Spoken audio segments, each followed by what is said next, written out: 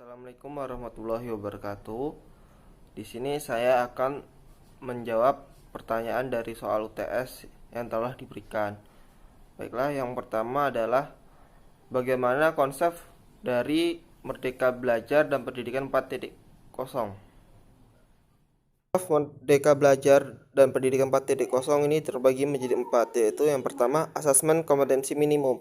Dalam konsep pendidikan asesmen kompetensi minimum ini, kurikulum yang digunakan adalah siswa diharapkan mampu menunjukkan kemampuan minimum dalam bidang literasi dan numerik.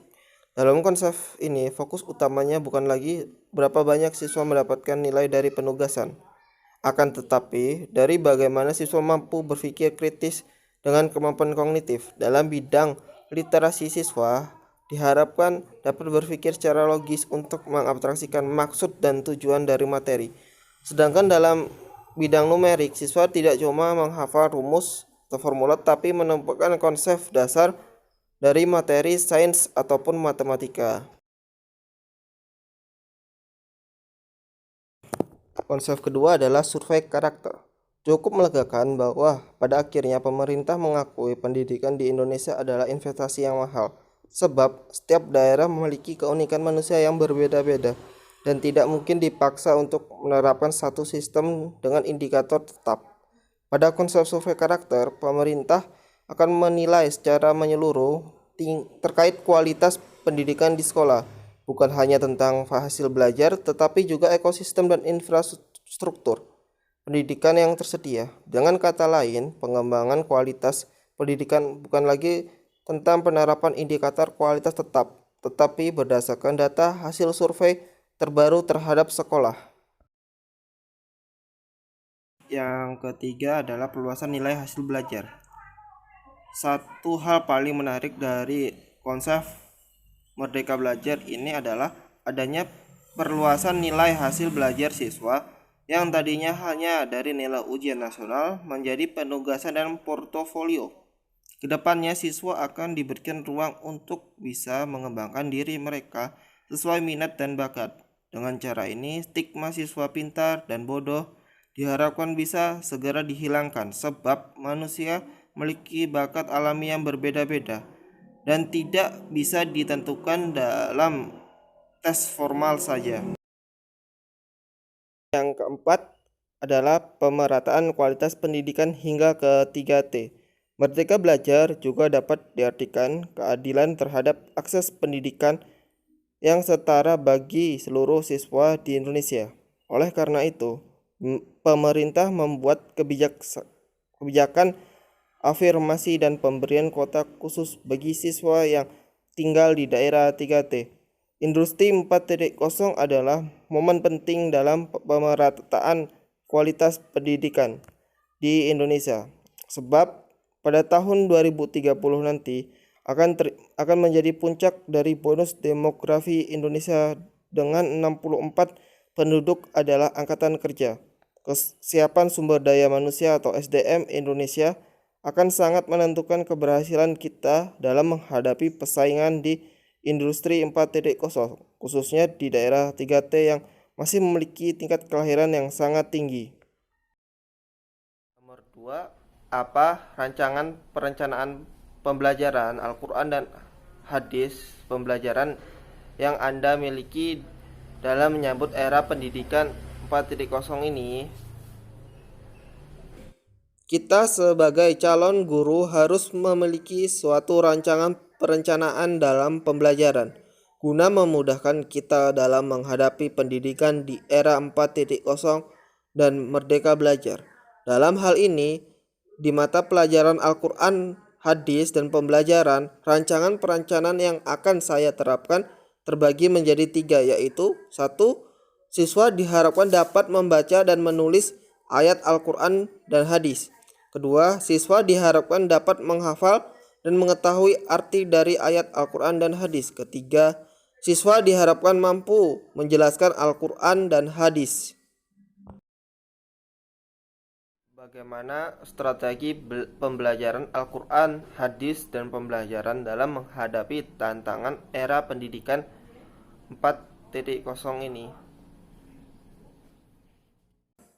Dalam strategi pembelajaran di era pendidikan 4.0 ini terbagi menjadi 5, yaitu yang pertama, membantu siswa dalam belajar.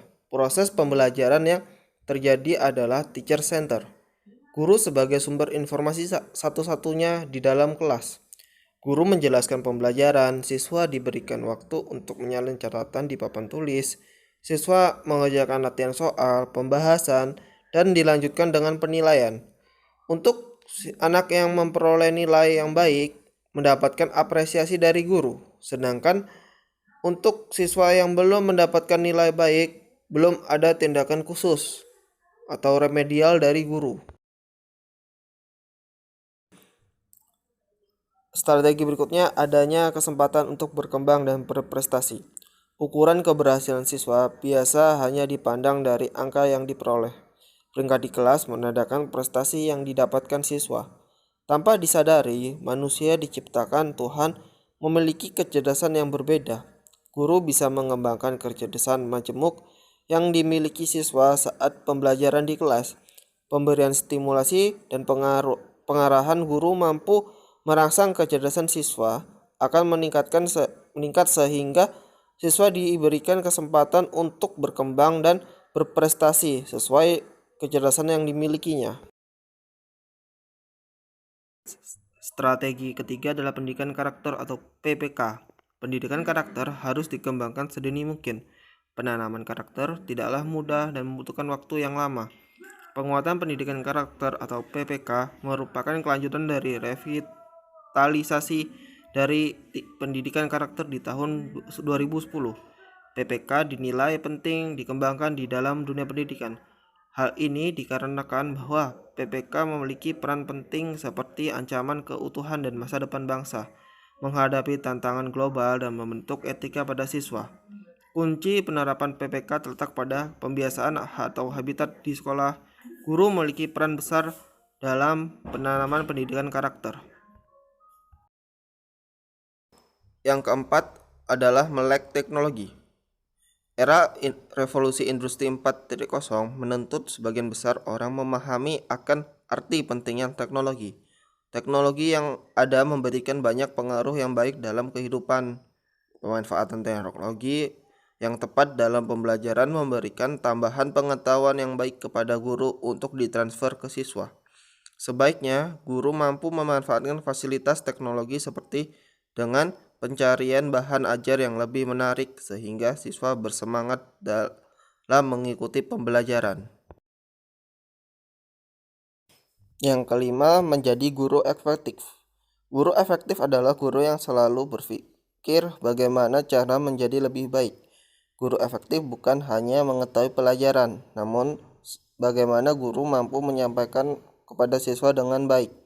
Dengan cara pikir guru mau menjadi lebih baik, guru mencari solusi apabila dalam pembelajaran ilmu yang ditransfer ke siswa belum sempurna untuk dipahaminya.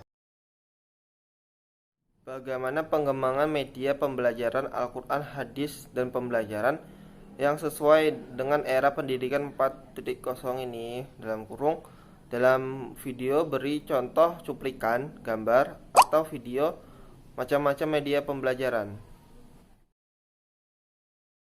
Media yang pertama adalah media audio. Media audio adalah media yang dimana media ini menggunakan alat bantu seperti radio, tip, dan lain-lain. Media ini mendengarkan suara manusia maupun suara non-manusia. Berikutnya adalah media audiovisual. Media audiovisual ini dibantu dengan alat seperti televisi, komputer, dan VCD. Dalam media ini kita belajar melihat dan mendengarkan. Dengan kata lain, kita bisa melihat seperti film rangkai ya, dan suara. Seperti kita menonton berita, kita juga mendapatkan pembelajaran dari televisi itu. Itu adalah audiovisual bergerak. Nomor 5, apa pendapat Anda yang tentunya didukung dari berbagai teori yang kuat terkait evaluasi pembelajaran Al-Quran, hadis, dan pembelajaran dalam susunan yang berdampingan dengan COVID-19 COVID-19 ini, Al-Quran Hadis adalah bagian dari mata pelajaran pendidikan agama Islam yang diberikan untuk memahami dan mengamalkan Al-Quran, sehingga mampu membaca dengan fasih, menerjemahkan, menyimpulkan isi kandungan, menyalin, dan menghafalkan ayat-ayat yang terpilih, serta memahami dan mengamalkan hadis-hadis pilihan sebagai pendalaman dari perluasan kajian dari pelajaran Al-Quran Hadis. Namun, dengan mewabahnya virus corona atau COVID-19 di awal tahun 2020, telah menciptakan kebutuhan khusus dalam proses pembelajaran dan perlunya menjaga jarak dalam interaksi sosial atau social distancing, karantina, dan isolasi sehingga setiap individu yang rentan tidak akan terkena virus. Upaya tersebut dilakukan salah satunya dengan tujuan sistem perawatan kesehatan tidak kewalahan, meningkatnya jumlah pasien yang harus dilayani. Maka saya pun merancang pembelajaran melalui WhatsApp group dan aplikasi Google Form yang sekiranya memudahkan peserta didik dalam mengikuti proses pembelajaran dan evaluasi. Namun masih ada saja kendala yang saya terima dikarenakan adanya beberapa peserta didik yang tidak memiliki HP Android dan pulsa data untuk mengakses internet. Akan tetapi sebagai guru, saya pun berefleksi bahwa sebagai seorang guru yang memiliki jiwa pendidik akan selalu berusaha melakukan yang terbaik buat peserta didiknya, mengajar dan mendidik di mana saja. Lewat apapun, saya harus selalu memberikan yang terbaik sehingga para peserta didik merasa tidak terbebani dalam mengikuti proses pembelajaran. Jawaban dari pertanyaan-pertanyaan soal UTS yang telah diberikan, saya mohon maaf jika ada kesalahan kata. Saya ucapkan terima kasih. Wassalamualaikum warahmatullahi wabarakatuh.